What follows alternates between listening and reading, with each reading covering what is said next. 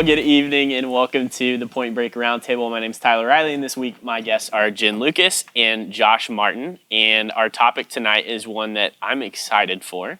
And it is kind of a part two. We did a segment called What I Wish My Parents Knew, where we had two students sitting at the table. And so now we're doing What I Wish My Students Knew, having two parents sitting at the table, which I'm really excited for that and to dig into this topic. But just to kind of open it up in really the first question that I would have. The first question I was going to ask was, how do you have kids who are just great athletes? But we're going to go a different route. Both of your... Not mine. Yes, yeah. Sorry, guys. Both of your families are just great athletes. But then also, just really what I want to open it up with is just that vague kind of opening question. What do you wish your students knew? Yeah, the first question is good genes. I am not in that one. I am not in that line. Good luck. Yeah, we'll see. No, I mean, I think something that I wish they knew is just how much, when they hurt, we hurt. Mm-hmm. A lot of times I think we probably hurt more than they do. And so I think if they knew that and knew how much, their pain was causing us and how much we stressed out and worried over that, I think it could open their eyes a little bit. Mm-hmm. What was the question again? What do you wish your student knew? Sorry, I love to get you. No, this is great. I wish that they knew that, basically what Josh said, that we do hurt when they hurt, but that we go from wanting to protect them and knowing everything about them from when they were super little to a certain age, and then it's just hard for us to back off and not be as involved or not worry about them. And we do trust them. It's just, we're parents. We worry about them. We love them a lot. Mm-hmm. So yeah, it really is the greatest responsibility, like Yes. this very big responsibility of raising this life from, literally birth to them being launched into the next chapter one day. And so, yeah, I can't even imagine that. I know for me, it was kind of talking about what you were talking about.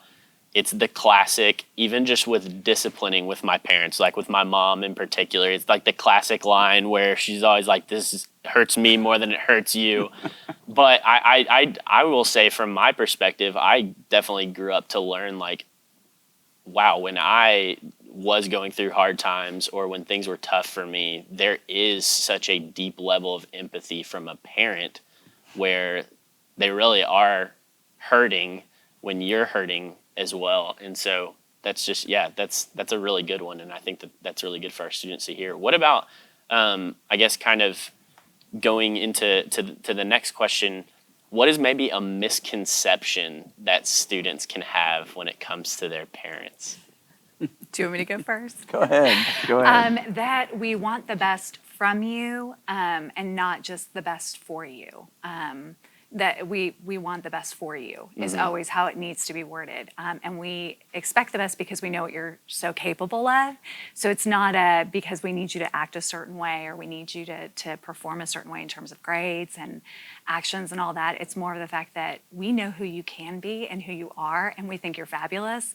And so when you don't live up to that, it's not us saying you're not good enough. It's us saying, oh my gosh, you're so great. What happened? We know you can do this. And it doesn't always come out that way. It comes out as criticism, and it's not meant as criticism as parents. We know how great you are and can be. So. Yeah, I'd agree with that. Yeah, we don't make rules just to make rules, right, and show our authority. We make rules because... We've actually thought about them. They're usually because of what we did. Yeah, we've been there. We've done that. We know what's better for you and what's going to keep you on the right path. So that's why we set limits and set rules and don't let you just run around all over the place crazy. So. Yeah, there can be this, I think, this misconception from the minds of students where there's my parents can't relate. That's it. But they forget the fact that just like y'all are saying, they were you guys were at one point in their shoes, walking through some of these big life lessons and learning these things and stuff like that. And so that can be an easy thing, I think, for a student to forget is that you can relate because you've been there. And I think that'd really be a good lesson even for our students too, to just to honor that experience and to honor that knowledge and wisdom that parents really do have when it comes to this topic, for sure. And Jen, you said something about worrying, in the first question. Yeah. I don't think the kids realize that, we go into their room every night from when they were born to when they leave our house, checking to make sure they're breathing. Yeah. And then when they leave our house, we're on Life 360. Yeah. Watching to see where they go and making sure they're okay and making sure the car's And not still because going. we don't trust them, it's because we love them so much. Right. Yeah. Definitely. Yeah, that's really good, I think, for them to hear. Well, I mean, I think like for those who may be listening or watching or whatever it may be, and kind of, I guess, to begin to land the plane on just this topic, what was my third question? Y'all know my third question, right? Relationship. This is like the real... Josh. Yes. Yeah. See, this is why, yes. Way to go. I was learn from relying on parents. you. I'm learning from parents. I trusted you, Tyler. Yes, You let me down. I know. So as I said, we did kind of a part one to this where we had two students sitting at the table, what I wish my parents knew. And some of the first really response kind of surprised me and intrigued me a little bit. And the response was, I wish my parents knew that I wanted to have a better relationship with them. And that was something that they had desired. And so I was, asking them, well, hey, how do you think you can make that happen, or that sort of deal? And so I think it'd be good for them to even hear from the parents, like how do students have a better relationship with their parents? Go ahead. Let me take it? Yeah, you go for it. Communication, honestly, right? I mean, just talk to us. We want to know how your day's going. We want to know, what's going on at school, what the high points are, what the low points are. Anything. I mean, we want to hear from you. We want to know what's going on and just sit and talk. I mean, it makes my day when the kids just sit and talk to me for a little bit. So, yeah. Yeah. I think probably the biggest thing that, I always say you can only fix you. And so it starts with ourselves. Like if you want a better relationship, then you have to be willing to work on that. And that means in your response, in your attitude, in your actions, and all that. And treat your parents like they're people. I mean, they've had a lot of stress. They are worried about a lot more than just you. And I know that sounds, kind of crazy, but at the same time, they're going through a lot too. They're people that are having to surrender it at all times and worry about the big pictures of things so that you can drive your car and that you can, go to college and you have food to eat and all that different stuff. And if you remember that and to treat them like a person, then their instant way of responding won't always be the way that you think it will be. Like they'll have a lot more grace and love. Yeah, we want to support them. Yeah. That's the bottom line. Yeah. We love them and want to support them. Yeah. And I'll to kind of end with this, I guess. It was, I think back often to some of these conversations where we've had the students, sitting at the table, and one of the topics that we talked about was how do you have like relationships or friendships in a pandemic?